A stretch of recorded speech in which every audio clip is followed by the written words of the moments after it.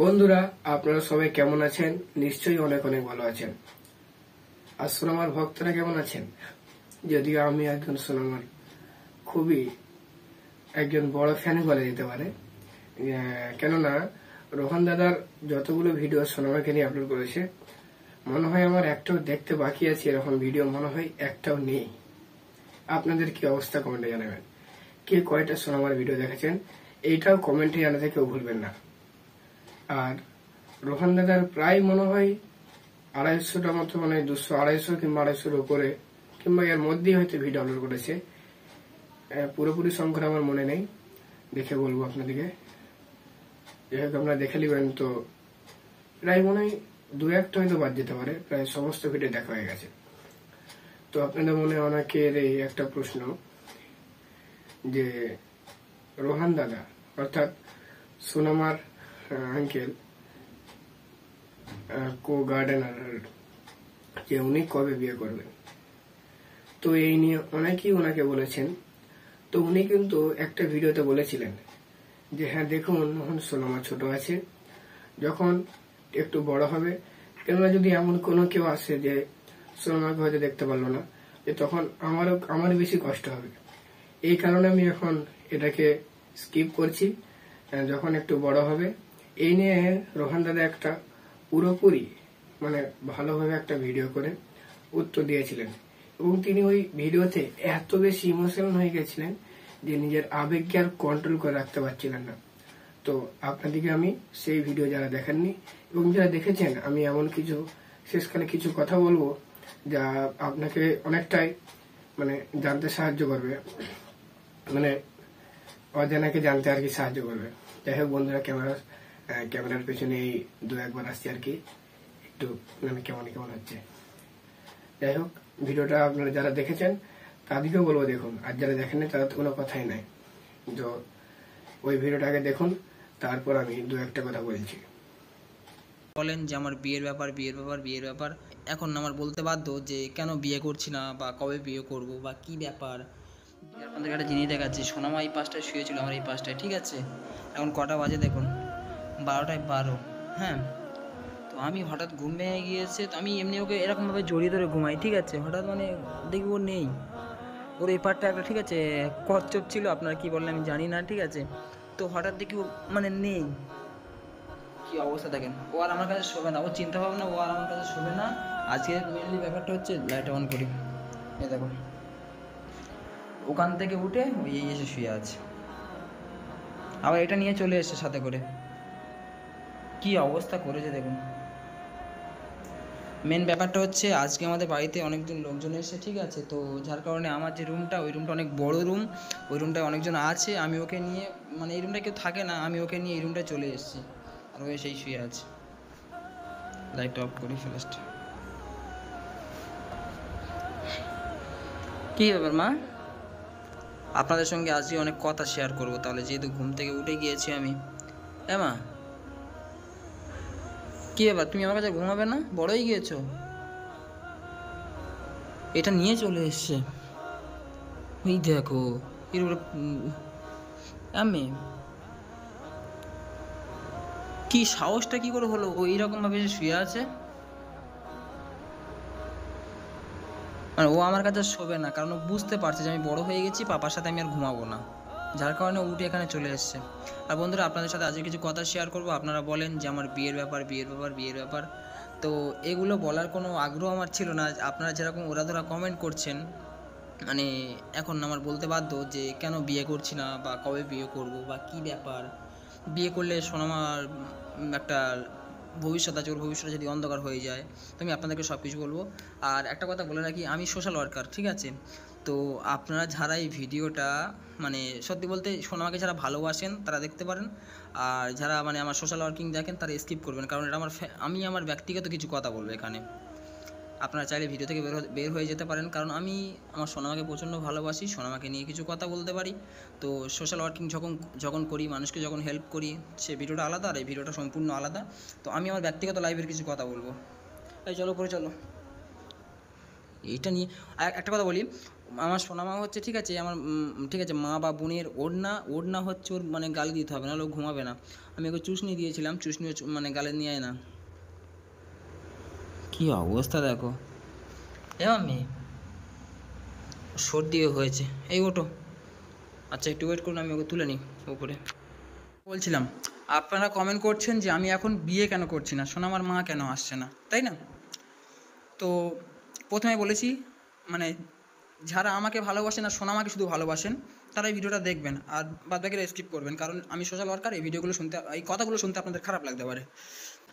আমি একটা রিলেশনশিপে ছিলাম, ঠিক আছে, তার কাস্ট ছিল হিন্দু আর আমি ছিলাম মুসলিম, তার ধর্ম আলাদা ছিল, আমার ধর্ম আলাদা ছিল।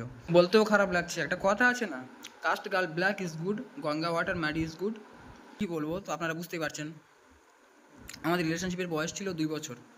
ওর বাড়িতে সবাই জানতো, ওর বাবা জানতো, মা জানতো, ভাই জানতো, বা আরও কেউ জানতো হয়তো, জানি না আমি বাদ বাকিটা। আমাদের বাড়িতে কম বেশি সবাই জানতো। আমি যখন দিতে পেরেছিলাম তখন ভালো ছিলাম, যখন দিতে পারিনি তখন খারাপ হয়ে গেছি, এটা সত্যি কথা। মেন ঝগড়াটা কোত্থেকে শুরু দেখেন, আপনারা একটু মানে বলবেন, আমি ও উল্টোপাল্টাভাবে চলতো বা ও যে ড্রেস আপগুলো পরতো বা কিছু করতো আমি সেগুলো সহ্য করতে পারতাম না। আমি একটা মুসলিমের ছেলে, যারা মুসলিম তারা অবশ্যই বুঝতে পারছেন যে আমার ফিলিংসটা কেমন। মানে আমি গায়ে ওড়না রাখতে বলতাম, যে এখানে যাবে না ওখানে যাবে না এইগুলো বলতাম। আচ্ছা আপনারা মুসলিম হোক আর হিন্দু হোক, আমি মানে জাত ভেদাভেদ আমি কোনোদিন করি না, মানুষ আমরা সবাই সমান। তো একটা ছেলে কখন বলে যে তুমি এটা করবে না ওটা করবে না, বা তুমি এইরকমভাবে চলো, আমার এইগুলো পড়ছো আমার ভালো লাগছে না, একটা ছেলে কখন বলে? আপনারা বলতে পারবেন? কমেন্টে জানাবেন, যারা জানেন তারা কমেন্টে জানাবেন আমাকে যে একটা ছেলে কখন বলে এই কথাগুলো। তো সে যাই হোক, ও যখন এগুলো করতো না তখন আমি বলতাম, বললে আমাকে বলতো যে আমি আমার বাবা মার কাছে আছি, ঠিক আছে। তো আপনারা হয়তো খারাপ ভাবছেন, ওর বিষয়ে কোনো কথা বলবো বা ওকে নিয়ে আমি সমালোচনা করব, সে সময়টুকু পর্যন্ত আমার নেই, বা সেই রকম শক্তি আমার নেই বা ভক্তি নেই আমার কথা বলার মতো। কি বলবো আমি, শুধু আপনারা কমেন্টে জানান, এইসব বলেন যে রন্দা বিয়ে কেন করছে না, এই ব্যাপার হ্যান ত্যান এগুলো সেগুলো, এই জন্য আমি কথাগুলো বলতে বাধ্য। আমি আমার সোনামাকে প্রচণ্ড ভালোবাসি, আর আমি চাই না কেউ আমার লাইফে কেউ এসে ওর কপালটা পোড়াক, ওর কিছু হলে আমি মরে যাব।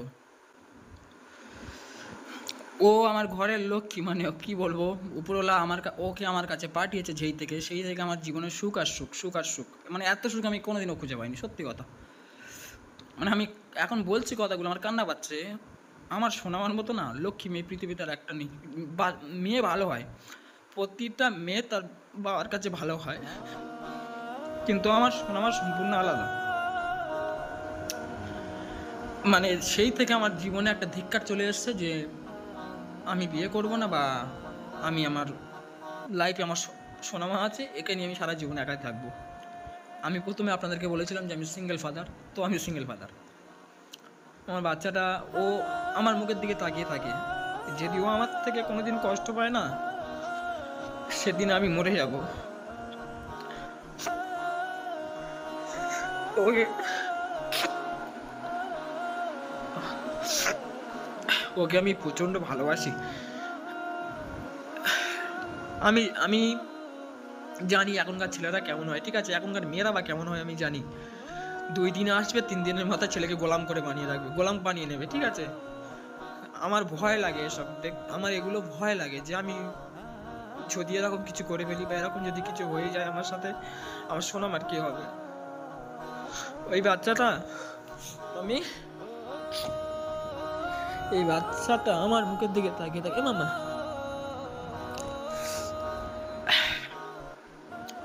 কাউকে দিয়ে বিশ্বাস নেই, যেটা চাইতো সেটা দিতাম, যেটা চাইতো যখন যেটা বলতো সেটা দিতাম। আমি একটু হট মেজাজি ছিলাম, ঠিক আছে, আমি একটু হট মেজাজি ছিলাম, হুট করে রেগে যেতাম, তারপরে মাথা ঠান্ডা হয়ে গেল আমি ফোন করতাম। এখন বুঝতে পারছি যে মানে কি বললাম না, এটা সবাই মানে যারা হিন্দু আছে তারা খারাপ ভাববেন না, কারণ আমি প্রতিটা মানুষকে ভালোবাসি, আর হিন্দুদের সাথে আমার রিলেশনশিপটা খুব ভালো। আমার সব বন্ধু বান্ধব হিন্দু, ঠিক আছে। একটা কথা বলে না কি, জাতের মেয়ে কালো ভালো গঙ্গার জল ঘোলা ভালো, সেটা প্রথমে তো আমি বললাম। তো এনাফ, আমার সোনাম আমার লাইফে এসছে এই পর্যন্ত, আমি এনাফ, আমি আর কিছু চাই না। ওর মুখের দিকে তাকিয়ে আমি সারা জীবন বেঁচে থাকতে পারবো, কারণ আমার জীবনে একটা শক্তি চলে এসছে বাঁচার মতো, এই আমার শক্তি। ওকে আমি মানুষের মতো মানুষ করব, বড় করব, এটাই আমার ইচ্ছা। কি বলবার, আপনারা সোনামাকে এত ভালোবাসেন না, শুধু এই জন্য কথাগুলো বলা, আমি এছাড়া কোনো রিজেন নেই আমার। শুধু সোনামার মুখের দিকে তাকিয়ে ওর জন্য আমি নিজের জীবন দিয়ে দিতে পারবো, তো আমি বিয়ে কেন করতে যাব? ভালোবাসা কোনোদিন ভুল হয় না, ঠিক আছে? ভালোবাসার মানুষ সব সময় ভুল হয়। বেশি অধিকার দেখালে কেউ থাকে না, তেমন ভুলটা আমার ছিল। আমি বেশি অধিকার দেখাতাম যে এটা করবে না ওটা করবে না, সেগুলো মেনে নিতে পারিনি। শুধু তার চাহিদাগুলো আমি পূরণ করে গিয়েছি, এছাড়া আর কিছু নয়। তো সে ভালো থাকুক, সুস্থ থাকুক। সে এখন জানি না কোথায় আছে, কি আছে সম্পূর্ণ। আর একটা কথা কি জানেন তো, যে একবার মন থেকে বের হয়ে যায় না, যাকে বেশি ভালোবাসা যায় তার প্রতি বেশি ঘৃণাও নিয়ে আসা যায়। যে একবার মন থেকে বের হয়ে যায় সে কোনোদিন আর মনে ঢোকে না। তো আমার মনের ভিতর না একটা বড় আঘাত আছে, সেই আঘাতটা পূরণ করতে কেউ পারবে না। আর আমার সোনামা সেই আঘাতটা পূরণ করেছে আমার লাইফে এসে। তো ওকে নিয়ে আমি অনেক খুশি। আপনারা সবসময় আমার জন্য আশীর্বাদ করবেন, দোয়া করবেন যে আমি আমার সোনামাকে নিয়ে যেন ভালো থাকতে পারি, আর কিচ্ছু না। আমি হাজার কাজের ব্যস্ততার মাঝে যখন বাড়িতে ফিরি না, আমার সোনামাকে দেখলে আমার জানটা ঠান্ডা হয়ে যায়। তো ভালো থাকবেন সবাই, পরবর্তী আপডেট দিয়ে দেবো। আমার শরীরটা খুব খারাপ, ঠিক আছে? আমি হচ্ছে ওই আমার রুমটায় শুতে পারিনি, কারণ আমার রুমটা অনেক বড় রুম, বাড়িতে লোকজন আসছে। আমি সোনামাকে নিয়ে এই রুমটা পড়ে থাকে সবসময়, এখানে কেউ থাকে না, আমি এই রুমটাতে চলে এসেছি। ভালো থাকবেন সবাই, টেক কেয়ার।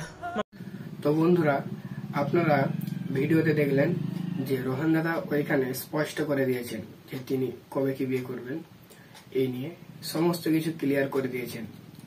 তো এখানে দুইটা জিনিস পরিলক্ষিত বা দেখার জিনিস আছে।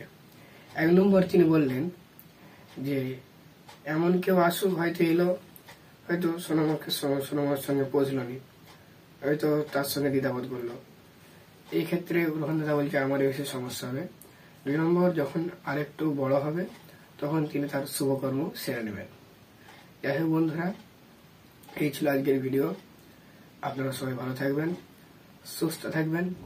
আর আমাদের এই ছোট্ট চ্যানেল, আপনাদের তো চ্যানেল, আপনারা সাপোর্ট করছেন বলেই তো চ্যানেল লাগাচ্ছে, এবং এই চ্যানেলকে আপনারা অবশ্যই সাবস্ক্রাইব করে পাশে থাকবেন। কেননা চ্যানেলটা আমাদের সবার, কেননা আপনারা ভিডিও দেখেন আর আমরা ভিডিও ছাড়ি, এই হচ্ছে ব্যাপার। যাই হোক, সবাই ভালো থাকবেন, সুস্থ থাকবেন। আল্লাহ হাফিজ।